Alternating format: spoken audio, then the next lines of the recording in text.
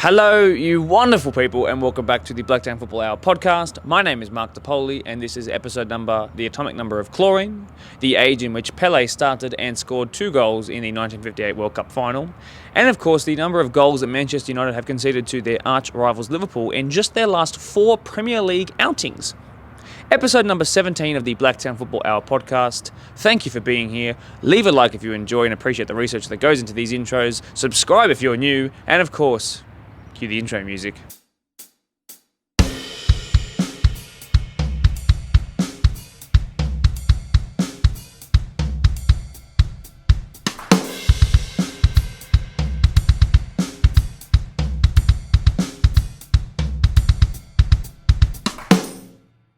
"17 goals in the last 4 games. That's quite a lot, isn't it? This week's Volunteer of the Week heads to ᴄʀᴇᴇᴜ, the home of Blacktown workers, and it's Jason Notley.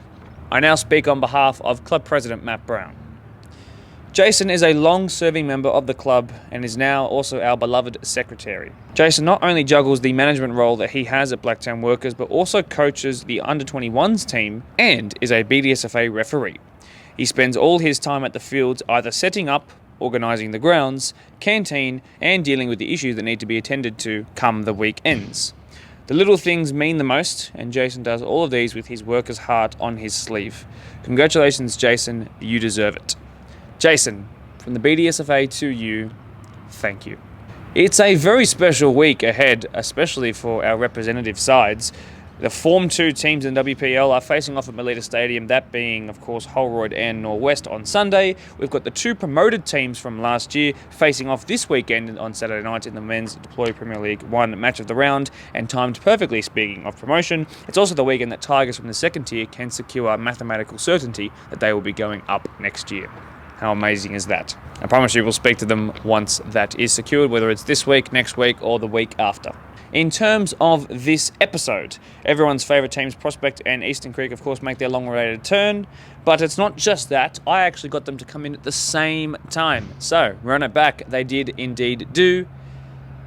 It's a good one. No matter what's going on in the world, these two just seem to have so many similarities in the context of their own respective seasons.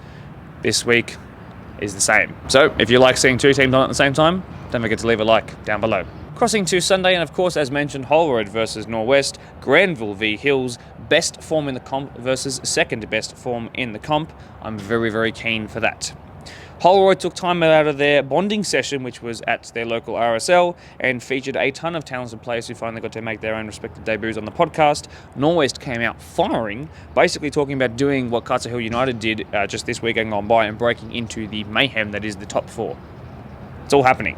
Stay tuned. Let's go through a couple of results up first, though, ahead of the feature-length interview with the boys. We'll start with the AOIL. It's a difficult set of tests up against Hills at Hills. The 13s lost 3-0, the 14s lost 2-0. The 15s with the game of the day, winning 4-0. The 16s lost 4-2, and the 18s also lost 3-1. As I always say, if you want to know what these results mean in the context of each of those age groups' respective seasons and their push for the finals series, head to our Facebook page, BDSFA, or to our Instagram page, Blacktown_football. Pretty shocking day for the girls, to be perfectly honest, and Spartans in general. Actually, hate to say it. Away to Spirit on Sunday with the reserve grade losing 5-0 in the first grade. Battling pretty hard, but ended up losing 2-0. A bit of light at the end of the tunnel, I guess, as the 18s did win 1-0, which is a huge result for them and for our club championship. Equally shocking night the night before on Saturday with the reserve grade, well, the 20s losing 6-0. And our first grade losing 4-1 to St George FC. Not ideal, really, to be honest. Right, let's line up the mood a little bit. Let's bring on 2 of our favourite sons of the podcast. Let's go chat to the slightly less jovial than normal, but still highly entertaining Creek and Prospect boys. Over there. Oh, I'm okay. The cold doesn't bother me. It's from the mountains anyway, that's fine. Oh, true. It's warm. It's not too bad. It's not too bad, actually. If we don't start this podcast segment at any point, I don't think we will at all. It's getting cold out here at Blacktown Football Park, but we're joined by 2 of the best teams and 2 of the teams you've become most familiar with over the last couple of years of us doing the podcast, of course. Lee, Peter, myself, but of course on their debut, Leighton, and of course Danny on their Match of the Round podcast.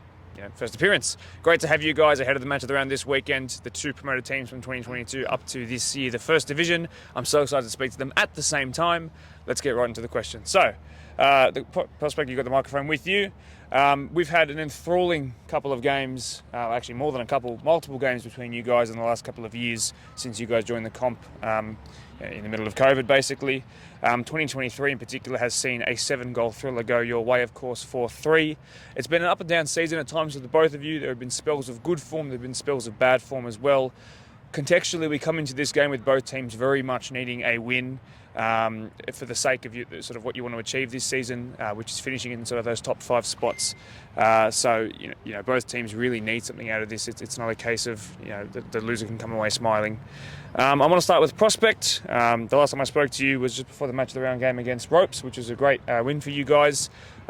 Something out of that was a big injury for one of your key players, so that was a bit of a sour moment in that, but it was a great game to watch and I was really impressed.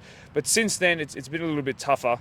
Only 1 goal scored specifically in the last 4 games. So Peter, can you put a grasp or a little touch on what might be going wrong in the last couple of games? Well, in that game against Ropes, I think we lost Fozzie. After that game, we just sort of lacked a little bit of direction in our final 2. Can't put the goal in the back of the net. We're there, we get there, hit the keeper, hit the post, it just won't go in. And I keep saying to the boys all the time, if you're playing at this level, the opportunities are there, you need to put them away. And unfortunately, we're not. A little bit hard, it's inconsistency with players being on the park. We can't get, ever since that game, we just cannot get a starting 11, So we're actually bringing Rezzies up, even bringing 21s up, so we can actually try to field the team. On the weekend, we had 11 players for reserve grade and 11 players for first grade. And again, I had boys backing up from 20s that played 3 games. So we can't get the consistent 11 on the park week in, week out, and that's it's a big problem because we're trying to move players like George up front. We've got Danny up front, where we can drop him a little bit lower because he's not going to catch him with the speed.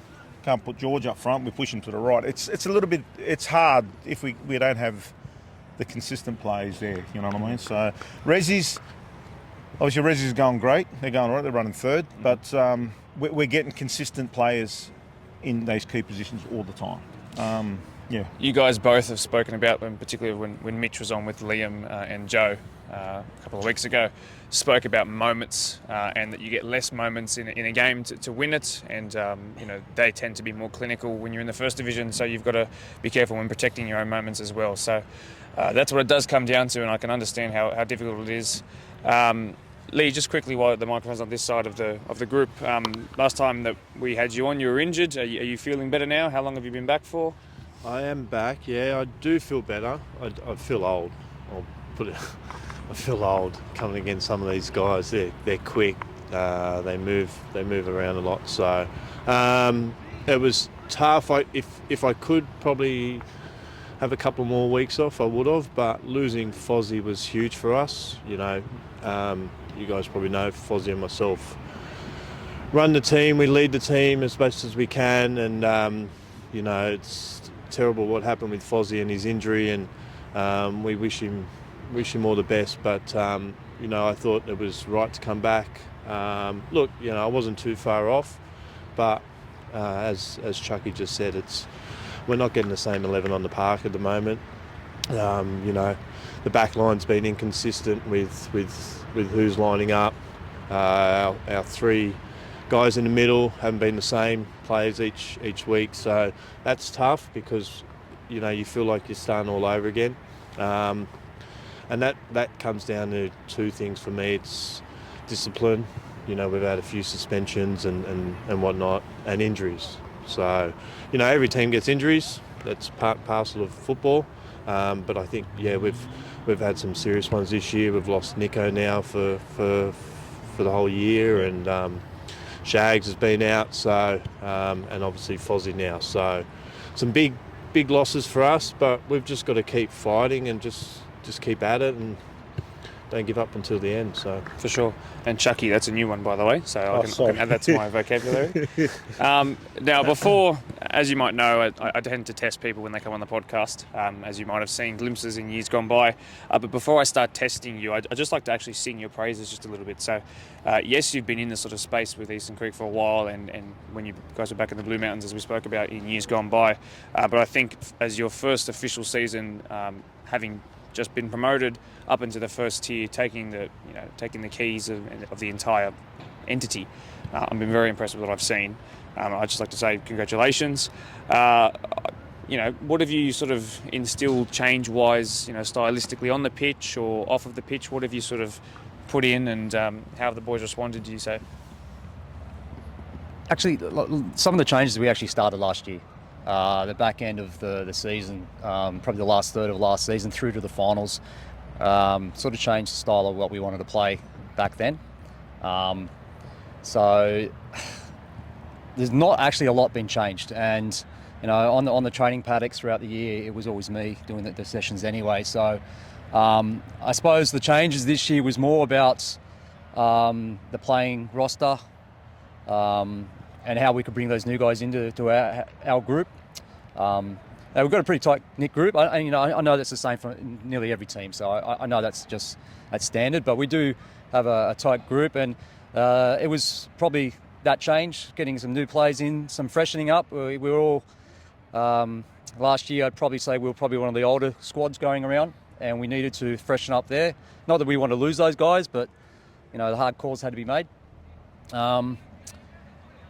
And I suppose just the different attitude, I'll be honest, it probably shows. I like to have attacking football. I like it to be exciting for everyone to watch.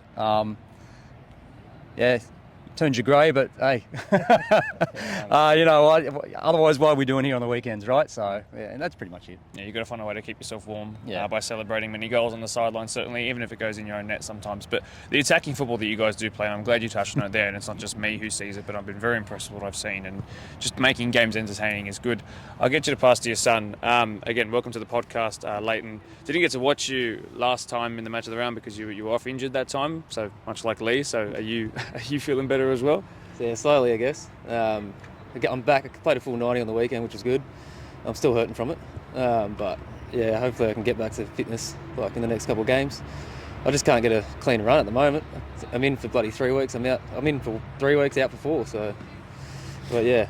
Talk to me about, and I know I haven't put this down on the questions list, but just, I know you would have been alongside your dad for many years now in this space, but to actually have him be, number one, and having to respond to that. How have you found that, and has it been a positive thing? Careful. Can't get away from him. Careful. Dead set can't get away from him. He's been with me my whole bloody career, so I'm just used to it now. Yeah. So it's not too bad. It's pretty good. Now, this is the point of the podcast where I was meant to ask Danny Bouzas a question, but he has, how do we say it? He's called in sick. He's on sick leave at the moment. It's called the thumb. Like, stop that. It's called the thumb. Hey, Danny. It's called the thumb, Danny. You know what I mean? Yeah, Talk about Paul. Now, him specifically, I'll just hold this for a sec. Him specifically played really good in that game, the ropes game. I thought he combined really well, and for a guy who likes to talk himself down, but also up, he actually did bring the show that day. But it has been challenging since then. Like I said, with the goal scoring woes there have been. So maybe from your perspective, Lee, I might go just because you're a player. When you've been watching either from the sidelines or from the middle of the pitch through the spine, what have you sort of noticed that's been having what is a good front three? Why aren't they scoring? Is it perhaps is it coming from the midfield with not enough chance creation? What do you think it is? to be honest, confidence. I think we came from PL2 where Eastern Creek were the same, scoring not for fun, but most of our chances were going in the back of the net. So moved up, and then we found chances very far and few between, became rare. We sort of missed a few, and then I think since then it's just sort of been a frustrating time to sort of control your emotions in front of goal, and and at the back line too. We're conceding some silly goals, and I mean if it wasn't for puffing goals, who knows what some of the score lines would have been. So I think confidence is a big one for us, and the further we go without scoring and you know, I mean, at times we play well, but still haven't played the perfect 90 minutes. Yeah, we spoke about that last time. Yeah, that's still going. So now I think it's confidence, frustration, because we know we're better. It's just not working for us. And like I mentioned a bit earlier, a little bit of inconsistency with who's on the park and things like that. So it's a bit of combination of a few things, but we're not going to give up. You know, we're not like that. So we'll just keep fighting to the end. Hopefully we can, you know, get a little bit of a roll on and a couple of good wins under our belt. And what have we got? 6 games to go. You know, if we can just keep that momentum to the end of the year and see where it gets us. I know last week's game, 3 points was crucial for us to give us the opportunity to try and get into the semis. We've made it a little bit harder for ourselves now. So, you know, if we win all our games, I think we'll still be banking on a couple of results to go our way. But yeah, we've challenged ourselves before, so we'll do it again. You tend to finish the seasons better than you just start them as well. I might pass to Leighton, so I'll swap you like this. Now, you were at the Quakers 3-2 win. You were watching from the sidelines, of course, as we mentioned. Now, you would have got to watch it back on the live stream, but you saw it live and in person with the full pitch perspective. So, again, I was really impressed with that game. You've actually kind of clicked Quakers into gear since then. Funnily enough, you also seem to click Ropes into gear after beating them in the match of the round as well. Now, yes, you've lost 3 in a row from you guys, but losing to Workers and Ponds is not a bad thing. I think if we'd have said that at the start of the year, maybe depending on how those games actually were from watching them, not that I have seen them, you might be saying something different, but on paper, losing to them is not a bad thing. But then Ropes bested you last week, and I was just mentioned about their momentum coming up. So those are the kind of games that perhaps are around that, just outside of that bottom 5 or top 5, but around that area is really those games that you need to win. So, you know, what sort of happened in that game, and are you wary that it's really brought the teams below you, you know, around your position? I think we have a similar problem to you guys. I think we're allergic to goals, really. I think just everything up, clear headers, one-on-ones, we miss everything. So just not happening for us at the moment. Like at the start of the season, everything we touched went in. So, but yeah, it's not seemed to be happening. We're missing a few players the holidays, going to Europe. Yeah, I missed that memo. Yeah, everyone's got to go to Europe. But even still, like, we're just missing clear one-on-ones, like just one-on-one with the goalkeeper or just everything, hitting the crossbar. So they're just not falling for us at the moment, and we're just getting punished for it, really. We have enough chances to actually put it away, we're just not doing it. So we're just starting from behind, and we're starting really poorly, copping a goal early, and then we'd work from behind, so it doesn't make it easy. And Danny, for you, having had a look at the table, you know, you're now sitting on the points tally that you guys are. It's important to pick up points if you want to stay in top 5. Now, had we have said that you finished 5th at the start of the season, I would have said that's a great you know, first campaign in the First Division, first ever campaign in the Blacktown Premier League First Division as well. So, but when you consider what's actually happened this season and how there's been a drop off, there was one point where you guys were second for a couple of weeks. You know, it's harder to look at it from that perspective, perhaps. So, are you sort of wary? Do you look at the table very much? No, actually I don't. You don't? I don't actually look at the table. Okay. I actually haven't looked at it all year. I don't need to. There's enough people around me tell me where we are, so I actually don't really need to look at it. And I've not been one ever to focus too heavily on tables. You know, job's to put the team out, and the results come. The table will be where you want it to be. So, but I hear what you're saying. It's that time of the year where probably need to have a little bit more focus to make sure that we're going in the direction we want. It's, you know, we're probably reading from the same script at the moment. We're not playing bad at all. No. We're just not putting it in the net. And you know, we've lost a few games, and to be honest, to be brutally honest, and people have their opinions, there's only one game that we didn't deserve anything from. We were thoroughly outplayed and just didn't turn up. The other games, I left very frustrated because there's no way we deserve to lose those games. But that's football. Mm-hmm. You move on, and you know. So yeah, we've got to grind through this little patch that we're in. Now, their reason for player unavailability, as we would have seen in the match of the round, are some season, and I hate to say it, but some career-ending injuries for some who are probably in the more twilight sort of zones of their career.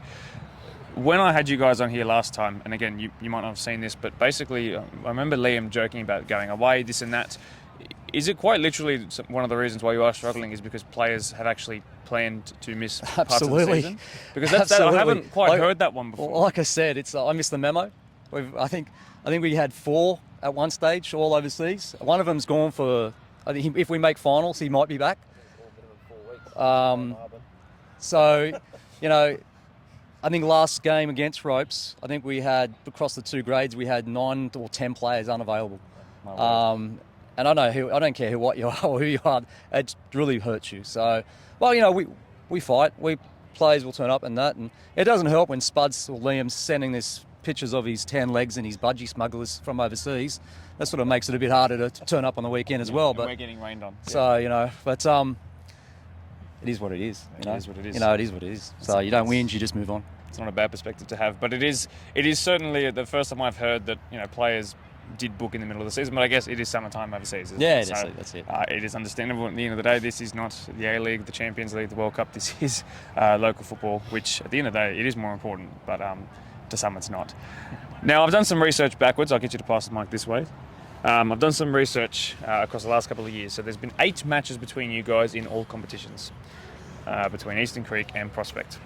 Prospect have 1 win, 1 draw, and Eastern Creek have 6 wins. And only once have they been held to less than 1 goal scored. They haven't been held scoreless once. So there is a real trouble with versing them. Thankfully, it's not on this pitch this time, because that is definitely a curse. But before I ask sort of these guys what their secret is to besting you, I just want to know. I know we've made a big deal out of it. It's kind of what we need to talk about, and it's always my job to ask these sorts of questions. But there is a challenge in facing them, and I think objectively that is the case now. So it's become less of a joke and more of a thing for you to solve. So as the coach, you've played them once this year. It was very close, as we all know, that 4-3. You've been able to watch them once in a match of the round, and you're hearing what you're hearing now. So are you any closer to a solution? Big question, I know. Well, look, if we can get the 11 that we want on the field, which we're not going to get, that's the different. Arben's left. He left. He's gone overseas, so he's gone. Nick injured. He's gone. Fozzie's gone. Shags is gone, which is our left back. So again, if we can get the 11 that we want on the field, which we're not gonna, then we can stay and compete with the guys. You know what I mean? Like. For both of us coming up into PL1, I think we've done pretty good. Our games that we've played, and we had the 11 that we wanted on the field, we had a draw with Marion.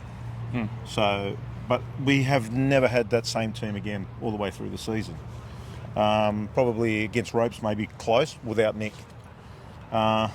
Beating the guys, well, football's a funny game, you know what I mean? You turn up on the day and you might be on fire, you know what I mean? You only can prepare as much as you can. Once you get on the field, it's what's in front of you, you know? So they might have a shocking day. We might have a shocking day. We might have a blinder. They might have one. We don't know. Could get called off. Yeah, well, if it was on here, it wouldn't be. I'm glad it's not on here. But look, there's no secret to it, you know. The boys just got to turn up to training. Lee, answer me this one question in literally just a sentence. Is there a sense of fear at all in playing this team that's built up, or is that not the case? No fear at all. We do sort of beat ourselves up a little bit over what happened last year, especially. Did all the hard work to finish where we did and get what we did, and then coming up against them in the semis there, we sort of had to chase our tail. They came out firing, and obviously we were a little bit down on ourselves. And then come grand final day, there was a quiet sort of nervy mood happening, but you know, as a captain and that, I'm not going to sort of make too much fuss about it. But that first half in that grand final last year, they tore us to shreds. Very hard to come back to that.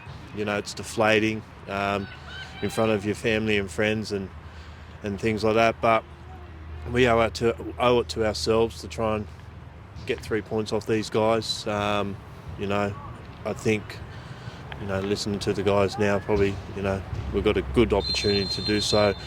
But in saying that, we've got a lot of other elements that, you know, we need to focus on to get those 3 points. Just because it's against Creek, it doesn't mean too much at the moment. We just need those 3 points this week just to try and ignite what is kind of left of our season. So, you know, we at the start of the year, we really thought that we had the team capable of making semis. We've had challenges along the way, so be it. Everyone does, you know, like Chucky just said.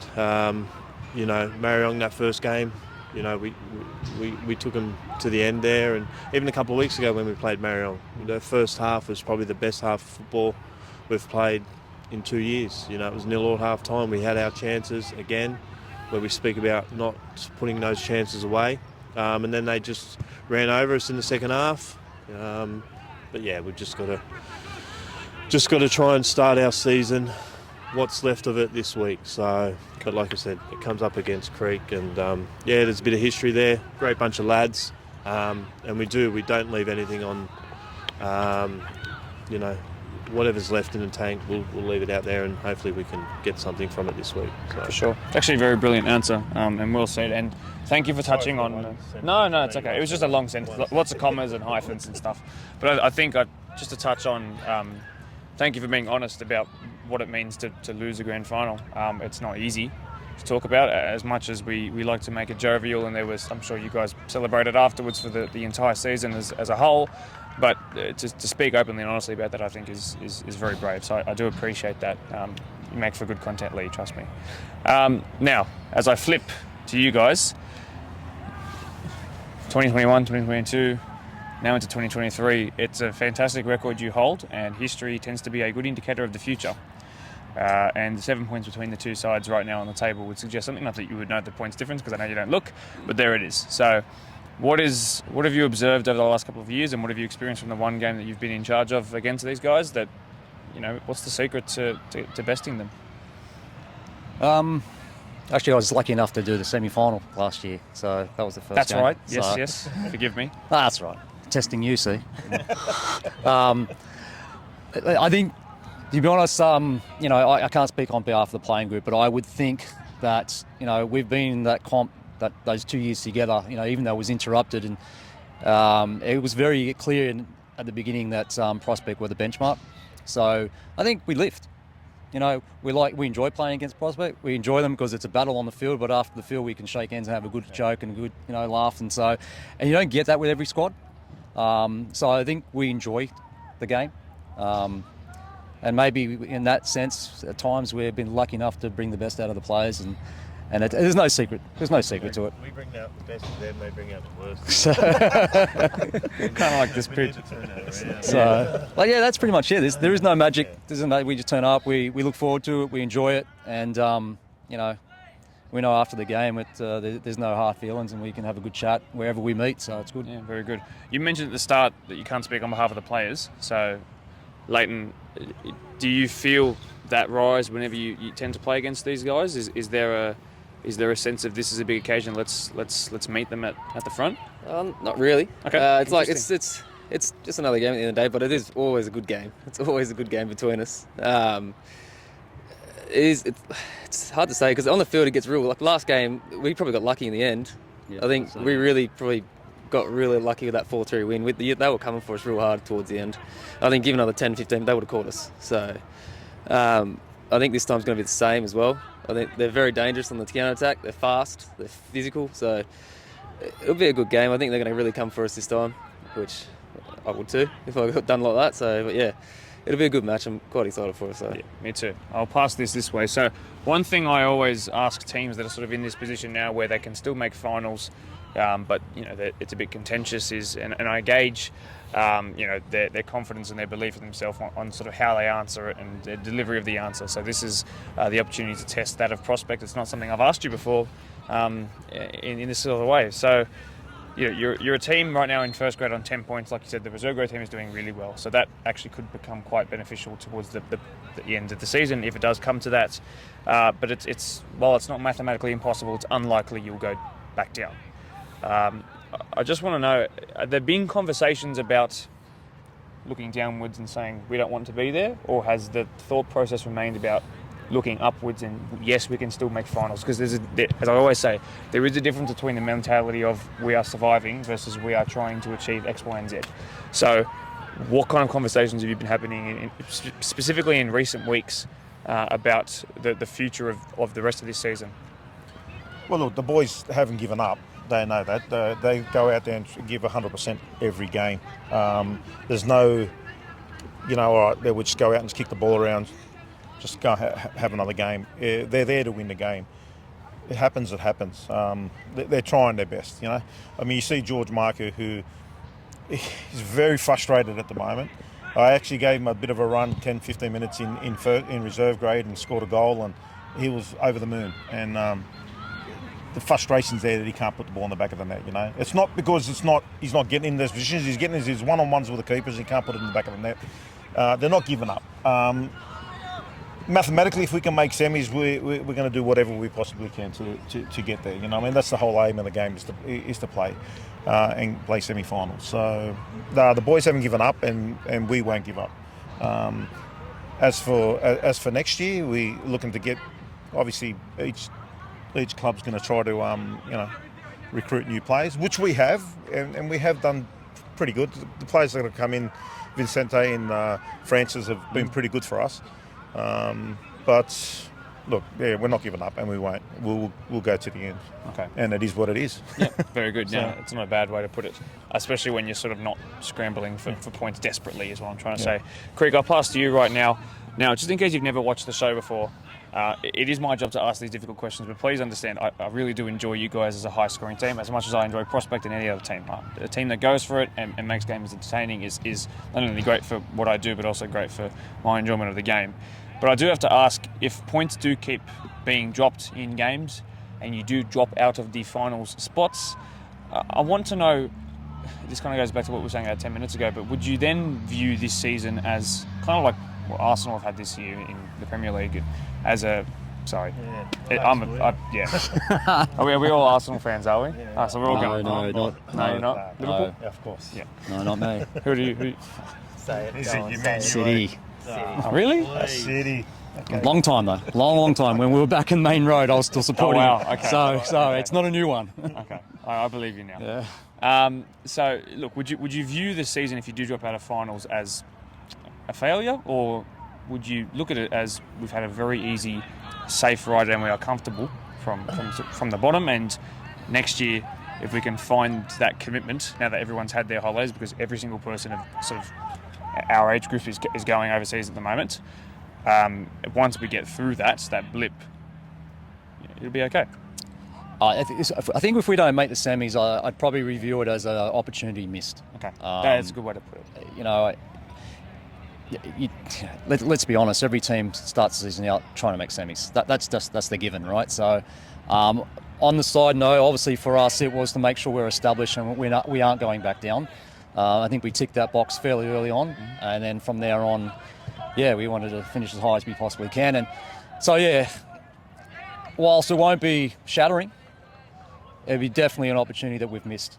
So we're going to hope and work not to lose that opportunity, but that's probably how I'd view it. Okay. No, I think that's good. It's not all bad, but it's not 100% good either. Well put. Prospect, let's talk about this game specifically. Now, let's start with the home venue, that being William Lawson Reserve. It's not been much of a homegrown advantage this year. There have been a couple of games played there. There's been one win there all season. So I just wanted to know, how important is it, for a multitude of reasons, that you actually win against Creek this weekend in front of, a very faithful and clearly very boisterous and very dedicated fan group. Prospects playing right here now in BFP, not that you can tell. How important is it to get a win in front of the people of William Lawson Reserve? Very important. Not only for that, there's multiple reasons why. I mean, it's Creek for starters, so we can, finally get the wood out of the way, and, bogey side tag, try and get that removed, because that's one thing that's sort of sitting on us and kind of a bit tough to swallow at times. A little bit of revenge of what happened last year as well. So and obviously, like we touched on before, trying to turn our season around. But it's mainly about doing it for ourselves, doing it for the squad. Like I said, Resi's they struggled a little bit at the beginning of the year, a new squad, but they've found their form, found their feet. So I think first grade just want to sort of get something like that going and get those 3 points. So collectively, there's a couple of elements there that we need to try and focus on. But it's going to be a tough game. We know it's tough. They come out firing against us, and we've just got to hold our nerve and not get too carried away with emotions. Emotions are a big challenge for us. We sort of lose focus of what our game plan is half the time because we're getting frustrated and emotional, and me included. I've got to stay composed. For some of the younger boys on the field as well, and a couple of the other leaders now with Fozzie not there, we've all got to stay focused and composed, and let's just hope we can get those 3 points and do it for ourselves. Yeah, again, really well put. Now I'm kind of sick of saying this, but in all honesty, it is actually a 6-pointer. There are 7 points between you guys. You'd cut that to 4, and the teams between you two in Quakers and Ropes are playing each other. So it is, in a perfect world for you guys, it's a draw between those two and you get the win. And you would propel your season. Like you said, there's still 6 games to go, 5 after this match of the round this weekend. So, beating the team that is sitting in that 5th spot would be, it's the time to do it. It's the time to get the win and get back to your best form. Now, for you guys, I want to speak about the away record really quickly. Creek, 2 wins and a draw on the road. It's been a pretty good record, actually. Now, going off the match of the round game this year, what you've observed from years gone by, and also the 4-3 earlier in the year, do you rate your chances of doing a double level prospect this year? Well, we have to go into that mindset. You're saying, yeah. Like I said, I'll let Leighton have a chat as well in a minute. But from my perspective, there's only been the one game we were outplayed in, and and at the moment, whilst we're grinding and struggling in certain areas, we're not playing bad. So, we'll keep working at it, and like I said, we turn up for prospect. So I'm expecting the boys to turn up. They enjoy the game. So, like I said, we don't leave wondering. I'm not adverse to making a change on the halfway through, through the games to chase the game or to put a bit of pressure on. And even though that leaves it a little bit open at times, I'll do it. I've seen it. So I'll do it. We'll it's the road. If you don't give it a go, it's just not who I am. So, but yeah, I reckon we'll have a go. I don't know if Leighton's got any difference to say. No, I've said it all. Yeah. And obviously, as much as I've said 3 points would really help them, 3 points would also very much help out you guys as well. Oh yeah, listen, 3 points would definitely help us up. But I think also just to break that, I think at the moment it's like I said. I think hearing Lee saying what he's been saying as well. It's not that we're playing bad. I think it's a bit of a psyche in the guys at the moment. It's just that it doesn't seem to bounce. It bounces left instead of bouncing right. It's that at the moment, and nothing but continuing and hard work will get you out of that. So hopefully this is the weekend it happens. Because if it goes on too long, it's really really depressing. So I understand. The more things, funnily enough, that change, the more things, funnily enough, they stay the same. As much as when you guys were meeting in a grand final here last year, it was the same thing. You guys were dominant. You guys didn't know it at the time, but you were both going up. And very similar situations, still got along very well then. That's still very much the case now, except it's a bit different in that you're not also dominant and there are things to iron out and work out. But that's the beauty and fun of A, being promoted, and B, just football in general. Guys, just generally, if you wouldn't mind, sorry Lee, thanks very much for coming on. Really do appreciate it, as I always do. And well done on your first time on the podcast as well. Thank you very much.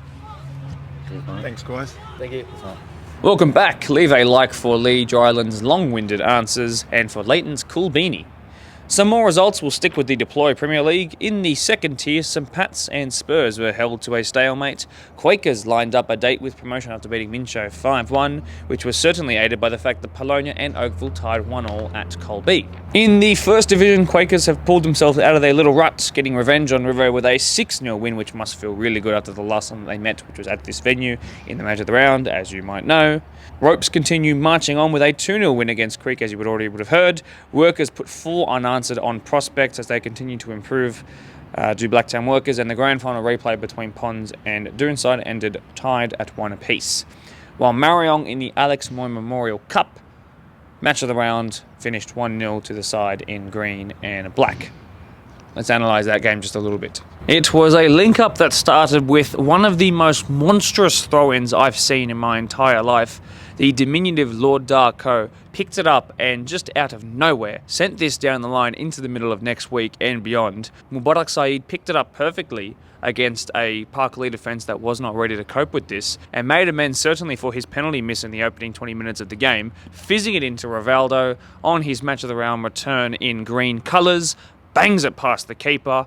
1-0 is all it needed to be for Mariong, but for Park Lee, it's hard to say, but they were caught out by a throw-in from inside Mariong's half.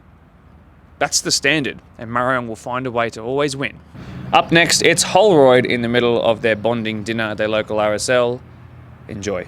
The league leaders of the Women's Premier League are back to join us on the Blacktown Football Hour podcast. Holroyd, it is a joy to have you back already. There's nothing more than I love personally than getting to chat to the guys who are setting the standard, especially in all the competitions that I follow quite intrinsically close. Thank you all for joining, and especially as the large number of people who have tuned in tonight, and the team who are celebrating or getting together in the next room next to us and you guys right now. Puts a smile on my face. So, Dee, I want to go first to you because I think the goal that you scored was just fantastic. An Olympico, which is a goal from the corner. I want to know first and foremost, did you mean to hit it in that near post? Did you mean to score that? No, I didn't mean to do it, but it just happened, so it was pretty cool.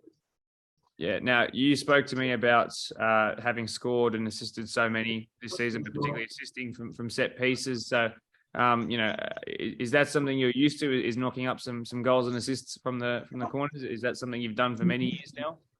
Yeah, I've done it my whole career pretty much. So yeah. Yeah. Now, I'd love to be able to ask everybody here some individual questions. So as we go through the podcast tonight, you'll see that I'll direct questions to all of you, especially since you guys are all at that dinner. So speaking of these squad dinners that you guys are doing now at Smithfield RSL, which is great that they're hosting you, considering how many players you had join the team this year, Danny, it would have been difficult to keep just the 4 players from last year and gel them with the new batch that's come in. So events like this will be really helpful to help you guys gel. So what are some of the other team building exercises that have been done, before the season started and like this one tonight that you're still doing now? That's for me, is it? Yeah. Yeah, look, similar kind of things. We'll go out for dinner, and a few of the girls have organised, some hiking trips and talked about doing some other things. Time doesn't always permit, but little bits and pieces here and there, just to ensure that there's good team bonding outside of the football arena. It just helps, for us to get to know each other a little bit better, and that then translates to the field. Fantastic. Now, Sarah Bernard, you're a real rarity in this competition, by the way, and I appreciate you being on here. You're a striker who unselfishly drops back to receive the ball, facilitate play, distribute it a little bit. And we saw the best of that when you gave the ball back to Daniela, the defensive midfielder, who then went on to win the game by slotting it under Park Lee's keeper in the match of the round. I haven't really seen a number 9, a striker, do that in the WPL this year. You have a rare role, and it's something that teams are struggling to deal with. So would you say that this is something you do each and every week, or was that a one-off sort of role for you? Is it always your job to create and score, or was it just a one-off thing? I think with that, it's because I'm not a natural striker. My whole younger career, I played in the midfield, so I'm used to putting balls through and assisting goals as well as scoring them. But last year, Danny put me in striker because I just kept scoring, and then that's just where I've stayed, I guess. but I've always had it in me to be a midfielder. And I probably prefer playing in the midfield, but striker's still good. Yeah. I can see Danny laughing at that, but obviously when you're as clinical as you are and as good at linking play, I've seen it now, a goal and an assist in the match of the round, one to steal a game and one to win it. I've been very, very impressed. Sort of on the opposite end of the pitch, but with the same sort of idea, Paige Hawkins. Now, despite the fact that you gave a penalty away, the fact that didn't even take away from how good the performance was shows how good you actually were. Now, that was a bit. She loves hearing about it, by the way, Mum. Sorry? She loves hearing about it. Oh, yeah, I'm sure. Do you want me to just mention it one more time? I don't mind. I'll just start it again just so you can hear it one more time. Yeah, so, Paige, you gave away that penalty. Yeah, just you've heard it. Oh, fantastic. But honestly, I thought you were one of the best performers in the match of the round, and you seem to have this license to go forward. 101, thank you. Richard, 2101. Hope we found Richard. That's quite interesting. Anyway, Sorry about the background noise. No, it's okay. It's an RSL. It's what it's all about. Now, you had the license to go forward, and what it did was it created a numerical advantage in midfield, and it gave. Like, the good thing about my perspective up on the commentary tower was I was watching Park Lee, like on the look on their face was struggling to deal with that.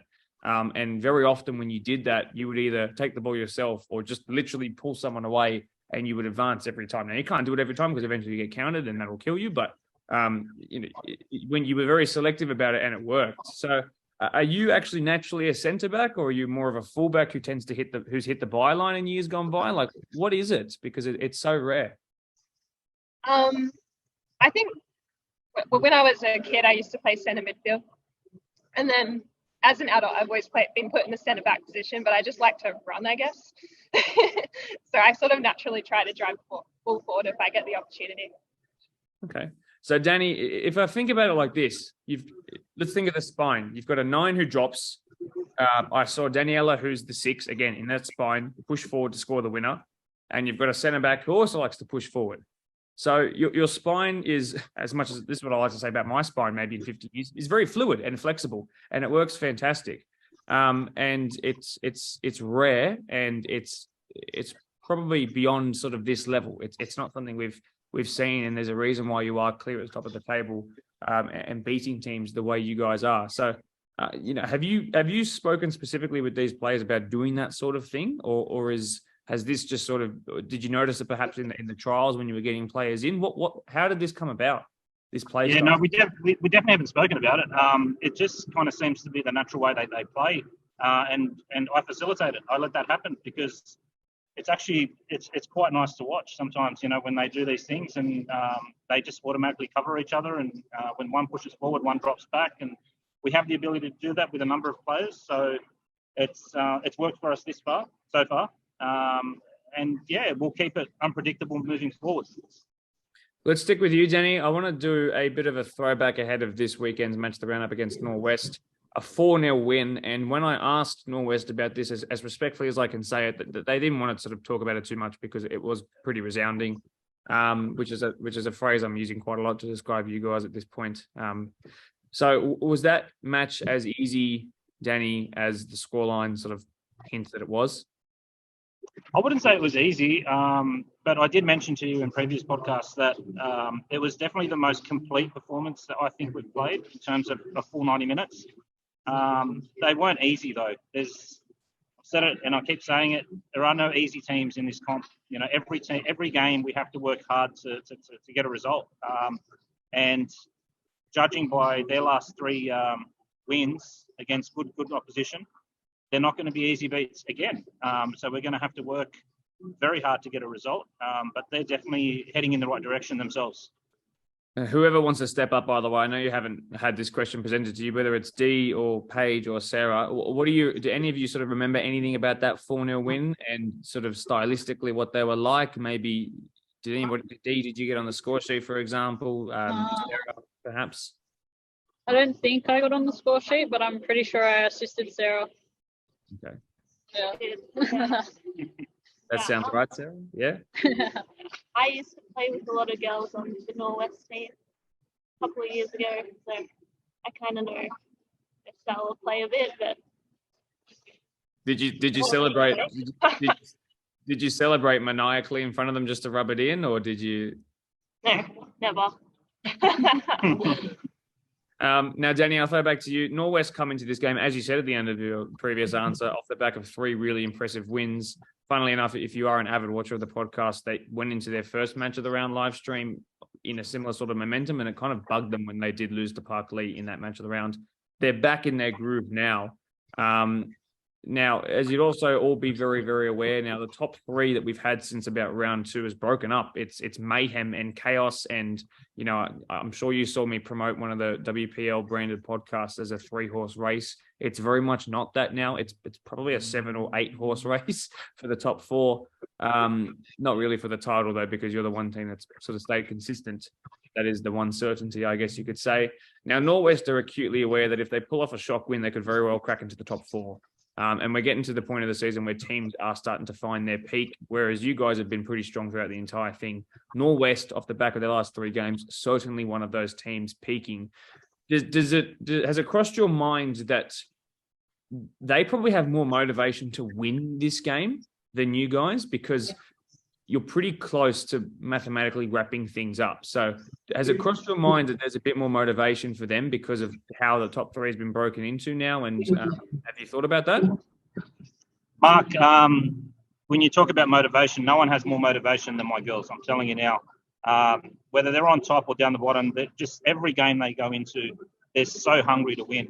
And if you don't have that hunger, no matter how good or bad you are, you're just not going to get those results. So the hunger to win every game is just next level. To say that we're overconfident, definitely not. You know, we'll be approaching.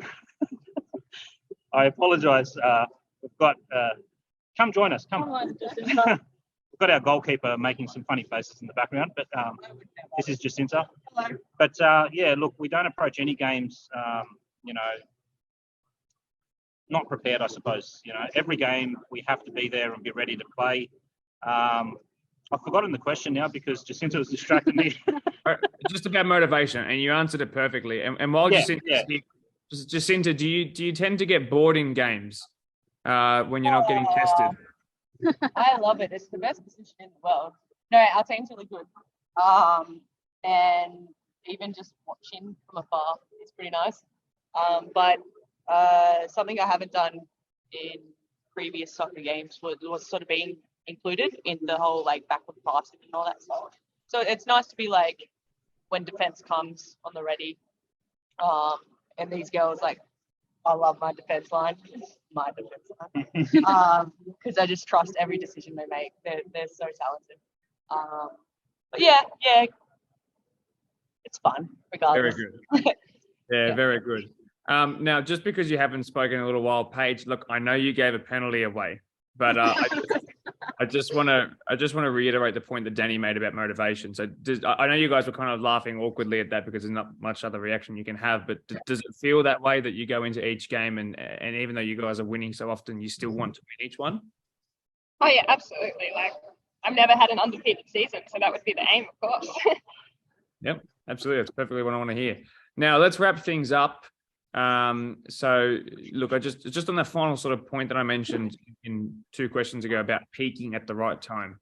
And this is really the test for you, speaking about an undefeated season, is that because first place is basically wrapped up, but not quite wrapped up mathematically, the question becomes, do you start managing games differently so that you don't get injuries, fatigue, peak at the wrong time of the season? Now, I'll give you some examples in Australian football. The Sydney FC girls have peaked, as an avid watcher of the Sydney FC girls, have peaked early way too many times, and it always just goes wrong in the final series, which is deeply frustrating, I guess.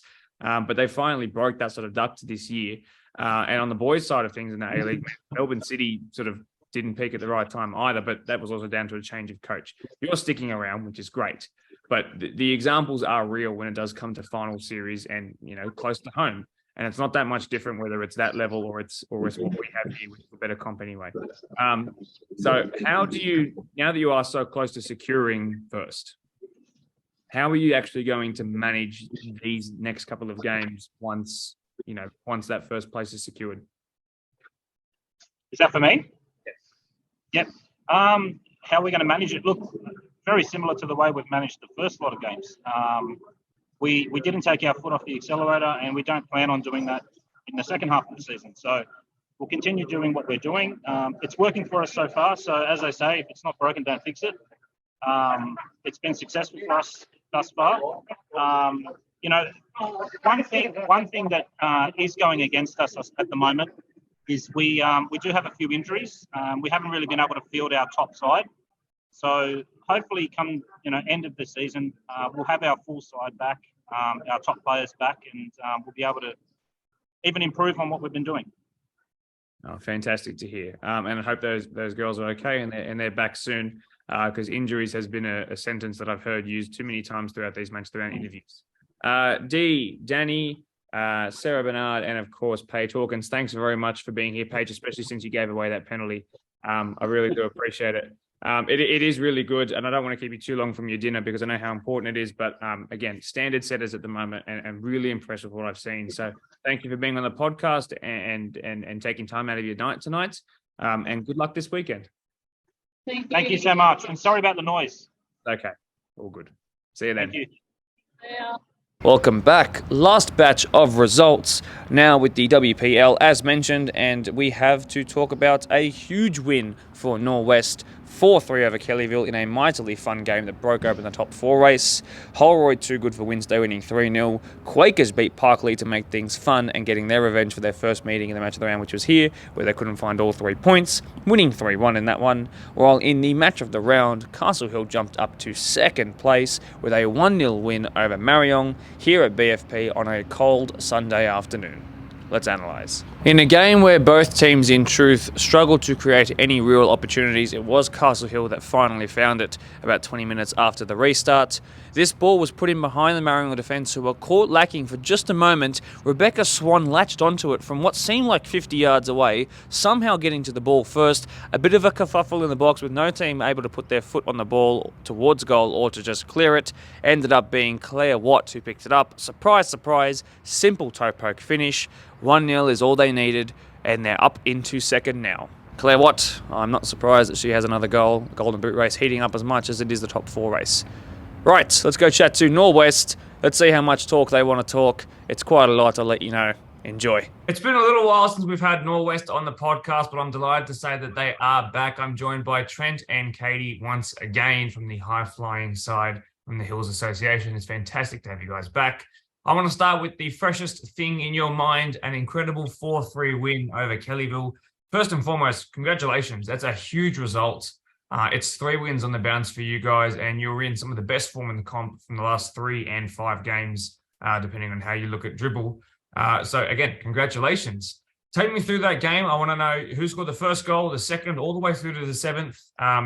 When did your winner come about? Hit me chronologically. Go. All right, I'll start. It was a great game, and thanks, Mark, for the well wishes. It was a really good game. We dominated the early part of the game. We scored quite early in the match. We scored, I believe, the first, second, and maybe the third goal. I'm just trying to think. We went into the halftime at 3-1. And I think we scored maybe the first 3 goals. A little unusual. We had a new goal scorer in our team. One of our midfielders, Ruth, happened to score 2. So Emma scored the first goal for us. Then Ruth came in from sort of a little bit further out from out of the penalty area and managed to score 2 crackers, which put us in a really commanding position. A little bit disappointing in the fact that we probably should have gone into the half time about 8-0 up. We missed that many chances. It wasn't funny and really dominated the first half. So, yeah, really good start to the game. Okay, sorry, go on, please. Sorry. No, sorry, I was just going to say, came out in the second half and as we expected, Kellyville came out quite strong and determined to get themselves back in the game. We had a bit of a patch in the middle of the second half where we went to sleep a little bit, allowed them to come back in a penalty that was a little contentious, but the match official is always correct, and then a goal that again, our defence went to sleep a little bit, and they managed to penetrate and score and tie it up at 3-3. And then we were really fortunate to have our golden boot, ᴄʀᴇᴇ, score the winning goal with about 4 minutes to go. Wow, fantastic. That's amazing. Yeah. Wow, 4 minutes to go. So, Katie, I can see you sort of smiling and nodding along to yourself. So when you get to 4 minutes to go and you score a winner in a crazy game against a local Hills team as well, what was the reaction like? I think it was. I think everyone was pretty happy. It got a bit scary there in the second half. We were all pretty getting like heated in the game and stuff like that because we all really wanted to win. But I think we came back. There was a bit of time where, like Trent's right, we kind of fell asleep. And we weren't gelling for a little bit of that second half.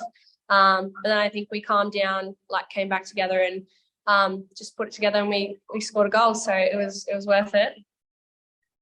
Yeah, fantastic. I'm noticing that even including Holroyd, despite how sort of far ahead they're starting to pull now, that teams are struggling to dominate for the entire 90 minutes of the game. Whether it's a first half that they really dominate or a second half where they make a comeback, especially in the last couple of weeks, there have been some crazy momentum shifts in games, particularly after the sort of the halftime break. So interesting to see that, and it's meaning that we're having some wickedly entertaining games. Now, while we're still speaking about the past, I just want to touch on the very last match of the round that you guys participated in. That was the 2-0 loss to Parklea. Now, just a sort of as a refresher to those who are watching along, and to those who did view that stream, they scored from a sort of quick counter-attack and then a set piece inside the opening 15 minutes or so. And that would be how the game would see through to the 90th minutes. I remember being on the podcast and having watched a little bit back ahead of this. We spoke about you finally sort of getting into form and going into that game being in form, and you were looking to continue that on. Similar situation now with 3 wins on the bounce. I think you had 2 wins on the bounce going into that one. So sort of a deja vu in a way, but that game, just to quickly touch on it, didn't quite go the way you wanted it to, Trent. No, look, absolutely not. I think we were a little unlucky in that game. We came into the game, as you said, with a good bit of momentum behind us, and confidence was quite high. Unfortunately, we had our keeper out injured on that particular match, and you know you don't see errors at this level typically where you've got players picking up the ball outside the penalty area. But the counter attack, look, again, was fantastic, and the free kick was phenomenal. I mean, you can't take that away from them. But I think we've certainly learned a lot since those games, and expect to be a lot more competitive in the when we face them again in the second half of the season. Yeah, absolutely. And I'll always say this, no matter what sort of media I'm sort of appear on, I will always say that the goalkeeper is the hardest position in any sport out there, not just the hardest position in football or soccer. So to lose your goalkeeper at this level is incredibly difficult to deal with. So you did quite well considering all those facts. Now let's finally stop looking at the past. Let's look ahead now. Again, you have found your stride again. I don't want to jinx it, sort of like it might have been hinting towards in that last question, but really the difference between you and the 2 teams above you in Parklea and Kellyville in sort of an equal second is third and fourth is goal difference. Now you guys seem to be really high scoring, but also tend to concede a couple as well, as you can tell by that crazy 7-goal game just on Sunday. But that's really, that top 4 has been broken into now.